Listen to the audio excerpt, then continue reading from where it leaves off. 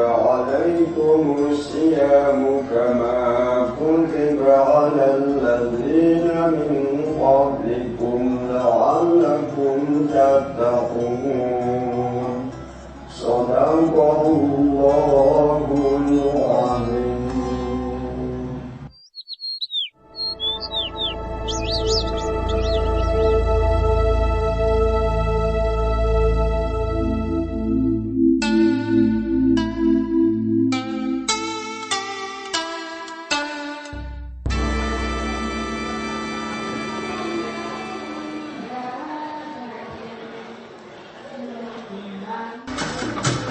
Lantunan musik mengiringi setiap gerakan tangan dan tubuh gadis penari ini.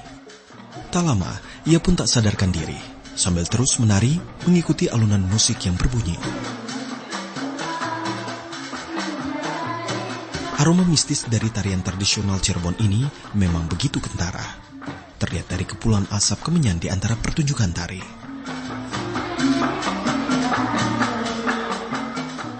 Sintren atau lais adalah seni tari tradisional yang terkenal di kawasan pesisir utara Jawa Barat dan Jawa Tengah, khususnya Cirebon. Namun keberadaan tari tradisional ini sudah kian sulit ditemui, berganti dengan kesenian yang lebih modern.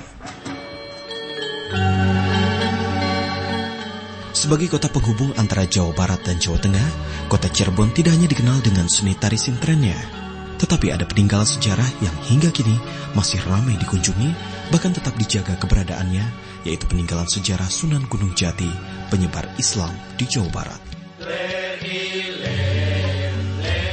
Lahir di tahun 1450 Masehi, Sunan Gunung Jati atau Syarif Hidayatullah adalah salah satu wali di antara wali songo penyebar Islam di Jawa dan Nusantara.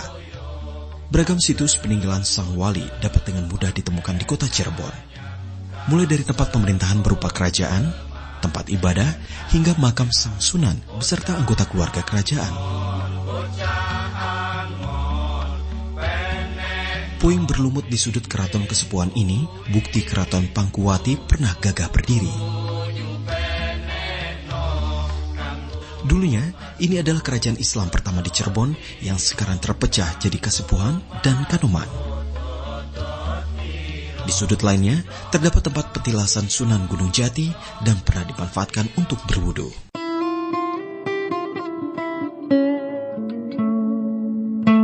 Kini sumur itu banyak dikunjungi peziarah, namun hanya peziarah laki-laki yang bisa memasukinya. Sementara Masjid Agung Sang Cipta Rasa berada tak jauh dari Keraton Kasepuhan di alun-alun Cirebon. Masjid ini merupakan satu di antara masjid tertua di Jawa yang dibangun pada 1489 Masehi oleh para wali songo. Masjid Agung Sang Cipta Rasa jadi saksi bisu bagaimana Islam berkembang saat itu. Nama masjid ini diambil dari kata sang yang bermakna keagungan, cipta berarti dibangun, serta rasa yang artinya digunakan. Terdiri dari satu ruang utama, 3 serambi, dan 1 ruang belakang. Pembangunan masjid ini konon melibatkan sekitar 500 orang yang didatangkan dari Majapahit, Demak, dan Cirebon sendiri. Dalam pembangunannya, Sunan Gunung Jati menunjuk Sunan Kalijaga sebagai arsiteknya. Sunan Gunung Jati juga memboyong Raden Sepat, arsitek Majapahit yang menjadi tawanan perang Demak Majapahit untuk membantu Sunan Kalijaga merancang bangunan masjid tersebut. Ini juga merupakan peninggalan Majapahit yang masih kita bisa lihat. Kita kenal Majapahit itu keraton yang terkenal di Nusantara, tetapi sudah tidak ada bangunannya. Nah, di antaranya adalah ada di Cirebon di sini, yaitu Masjid Agung Sang Cipta Rasa ini dengan arsitektur bata merah.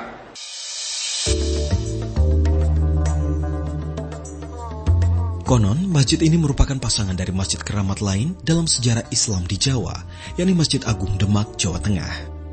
Ketika Masjid Agung Demak dibangun oleh Wali Songo, Sunan Gunung Jati meminta izin membangun masjid kembarannya di Cirebon. Tidak seperti masjid-masjid yang didirikan Wali Songo, yang umumnya mempunyai bentuk atap tajuk, berbentuk piramid, dan bersusun dengan jumlah ganjil. Masjid Agung Sang Cipta Rasa mempunyai bentuk atap limasan. Dan uniknya, masjid ini juga tidak memiliki kubah. Konon ceritanya masjid ini pernah rusak terus direnovasi, kubahnya diturunkan, dibetulkan dan lain sebagainya. Sultan Hasanuddin ngomong sama bapak, Pak, ini kalau di bapak apa tidak dipakai? Kalau tidak dipakai maksudnya apa? Ya kalau tidak dipakai untuk saya saja. Nah, terus kata bapaknya, ya silakan untuk kamu. Maka terus dibawa ke Banten. Maka kubah Masjid Bantennya 2, di sini tidak ada. Adapun orang yang lain mengekspos, ada istilah mengatakan kubah Masjid Kesepuhan terbang ke Banten dan lain sebagainya. Itu namanya manusia. Dari pagi hingga malam, masjid ini tak pernah sepi dikunjungi warga sekitar maupun peziarah. Gerbang masjid yang mengadopsi bentuk gerbang padu raksa pada bangunan candi menjadi pembuka langkah kaki tiap orang yang masuk. Masjid ini juga memiliki tingkat kemiringan 30 derajat arah barat laut yang diyakini mengarah tepat ke Masjidil Haram Mekah. Tiap orang yang akan masuk ke dalam bangunan utama masjid harus sedikit merunduk, karena ketinggian pintu masjid hanya berukuran 1 meter saja. Hal ini sengaja dibuat sebagai simbol sifat rendah hati, sopan santun, dan saling menghormati. Namun selain hari Jumat atau hari besar lainnya, dari 9 pintu hanya 1 yang dibuka. Masjid Agung Sang Cipta Rasa ditopang 12 pilar, dikenal sebagai Sakarolas. Bukti masjid ini warisan para wali Songo adalah satu tiang penyangga atap di dalam masjid yang konon dibuat oleh Sunan Kalijaga dari serpihan kayu jati yang disatukan dan dibuat tiang. Konstruksi tiang ini seperti yang ada di Masjid Agung Demak, dikenal masyarakat sebagai Saka Tatal. Di bagian sisi Saka Tatal terdapat kaligrafi Arab yang diyakini diukir Sunan Kalijaga. Kini, di usianya yang kian senja, tiang-tiang jati ini dipapa 4 pilar besi guna memperkokoh kedudukannya.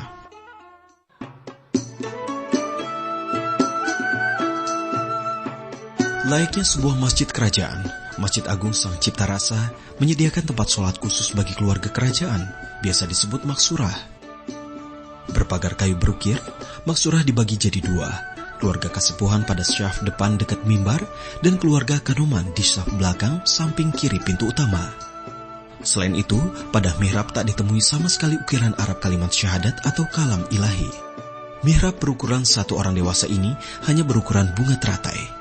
Susunan batu pualam putih berpusat pada bentuk mirip bunga matahari di puncak mihrab.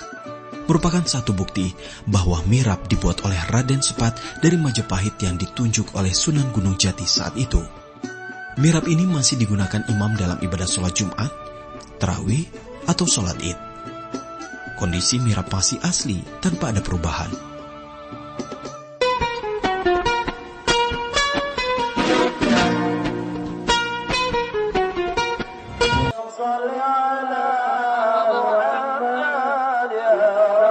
Sang surya sudah jauh meninggalkan peraduannya. Anwar, marbot Masjid Agung mulai berbenah sejak pukul 9 pagi. Dia mencuci beras yang akan dimasak untuk makan bersama usai sholat Jumat nanti. Beras dicuci di kolam yang konon ada sejak dulu. Kolam ini berada di tengah serami masjid dan disebut sebagai kolam kejujuran. Banyak orang yang sengaja mengambil air kolam berharap berkah, padahal pihak masjid sendiri menggunakan air kolam untuk berwudu.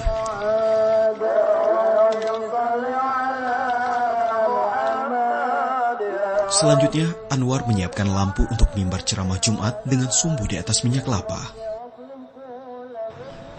Lampu diletakkan persis di sisi kanan mimbar khotib Jumat.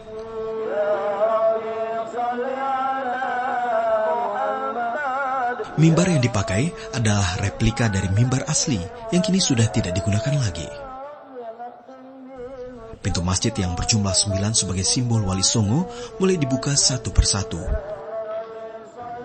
Menandakan sholat Jumat segera dimulai.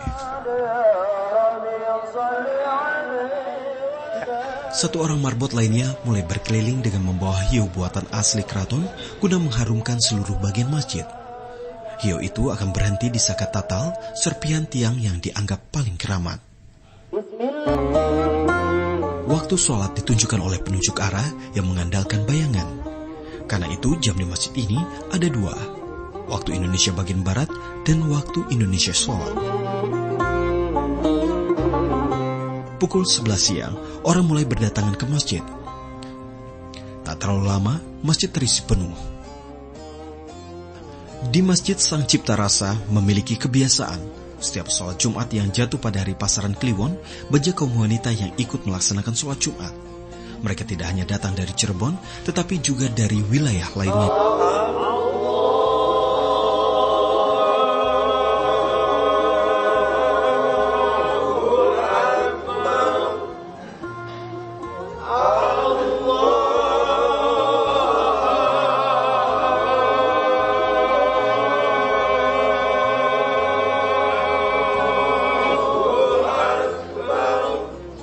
Suara kur azan mulai berkumandang.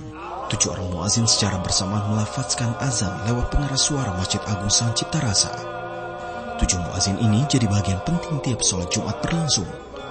Dinamakan azan pitu, merupakan tradisi turun-temurun warisan Sunan Gunung Jati sejak abad 15 Masehi lalu. Dulunya, azan pitu dilantunkan setiap waktu sholat, namun kini hanya dilakukan saat sholat Jumat saja, yaitu di azan pertama.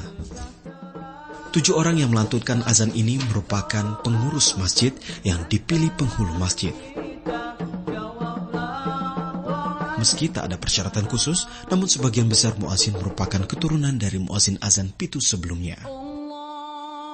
Awalnya itu dari kakek dulu muazin sampai turun ke ayah saya juga muazin, terus turun ke saya.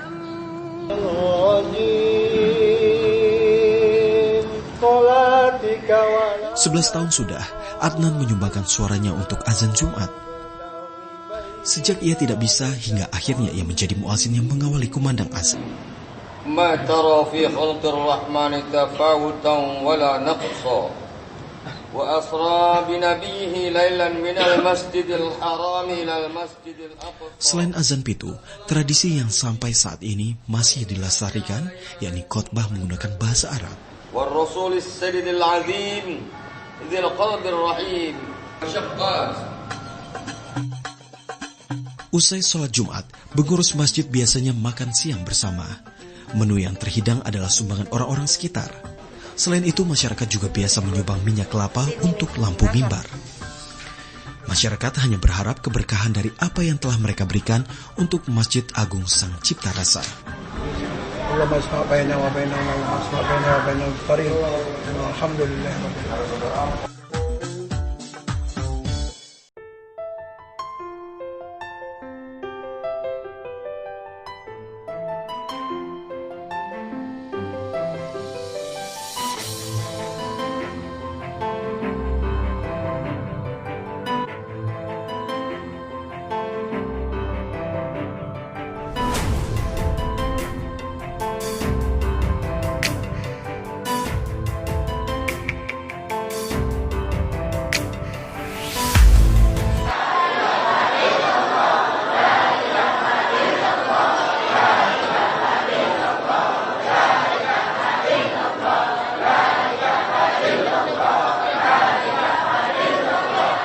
Suara khusyuk melafalkan kalimat La ilaha illallah di bangsal pesambangan kompleks makam Sunan Gunung Jati terdengar dari kejauhan.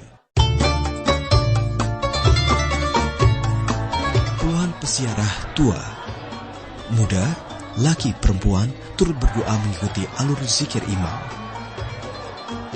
Mereka duduk bersila menghadap ke arah pintu lawang gede yang menghadap lurus ke arah makam Sunan Gunung Jati di puncak gunung. Secara geografis, makam ini letaknya di Gunung Sembung, Desa Astana, Kecamatan Gunung Jati, Kabupaten Cirebon, Jawa Barat. Kompleks makam seluas 5 hektar ini telah berusia lebih dari 6 abad. Mencapai makam Sunan Gunung Jati, ada 9 pintu beranak tangga yang harus dilalui peziarah, yakni pintu Lawang Gapura di tingkatan pertama, pintu Lawang Krapyak, Lawang Pasujudan, Lawang Gede, Lawang Jinem, Lawang Rara Roga, Lawang Kaca, Lawang Bacem, dan Lawang Teratai di puncak ke-9. Lantunan doa terdengar di mana-mana. Orang-orang duduk berkelompok, sebagian sibuk mengantri untuk membasuh muka, wudhu, atau menampung air dari keran yang airnya berasal dari sumur-sumur yang dianggap keramat di sekitar makam. Area makam merupakan makam keluarga Sunan turun-temurun. Sunan Gunung Jati di masa hidupnya memang menikah sebanyak 6 kali. Ia dan istri-istrinya dimakamkan di area teratas. Sementara keluarga dan keturunannya ditempati di sisi sekitar makam Sunan. Tiap-tiap makam biasanya masih bertuliskan nama dalam bahasa Arab. Keramik-keramik yang ditanam dalam dinding juga pemandangan yang menarik perhatian. Terlihat goresan huruf tulisan Cina. Banyak juga guci kuno dan ornamen Tiongkok. Kegiatan para peziarah di tempat ini biasanya diisi dengan bacaan tahlil, Yasin, dan selawat Nabi. Mereka mengharap keberkahan dari kegiatan ziarah di makam salah satu wali songo ini. Ilyas, salah satu abdi dalam di lingkungan makam, sibuk menyapu di tiap sudut makam Sunan Gunung Jati pagi ini. Taburan bunga memang jadi pemandangan biasa di sudut-sudut area makam. Ilyas hanya satu dari 14 abdi dalam yang sedang bertugas. Ia merupakan turunan ke-16 abdi dalam di kompleks makam. Jumlah abdi dalam yang bertugas merawat dan membersihkan makam selalu 108 orang. Mereka adalah anak cucu atau keturunan dari para prajurit kerajaan Kalingga yang konon dulu sempat terdampar di perairan Cirebon dan terpilih menjadi pengawal Kanjeng Sunan Gunung Jati. Dulunya Cirebon itu muridnya Sunan Gunung Jati atau pernah dijadikan sebagai pasukan khususnya, disuruh jaga di sini. Waktu dulu itu masih fungsinya pertamanan di Sabtarengga, tempat itikaf murid. Setelah sini Sunan Gunung Jati meninggal dimakamkan di sini, terus di sini mulai alih fungsi. Yang dulunya itu pertamanan, sekarangnya jadi tempat makam. Memasuki areal makam Sunan Gunung Jati ini tidak dipungut biaya. Namun para pengunjung dapat menyumbang dana seikhlasnya pada kotak sumbangan yang terletak di setiap pintu masuk kompleks makam. Selain itu, aneka kerajinan juga diperjualbelikan di sekitar makam Sunan Gunung Jati ini. Mulai dari keperluan zikir seperti tasbih beraneka ukuran, baju bergambar Sunan, hingga aneka tempat penampung air. Sejarah dan perkembangan Islam di Indonesia memang tak lepas dari peranan para ulama atau wali yang dikenal dengan Wali Songo. Perjuangan mereka dalam mengenalkan Islam saat itu dilakukan dengan arif dan bijaksana tanpa paksaan. Tak heran, mulai dari ujung timur hingga ujung barat Pulau Jawa tersentuh oleh nilai-nilai Islam yang mereka ajarkan. Bahkan hingga ke wilayah lain di Nusantara.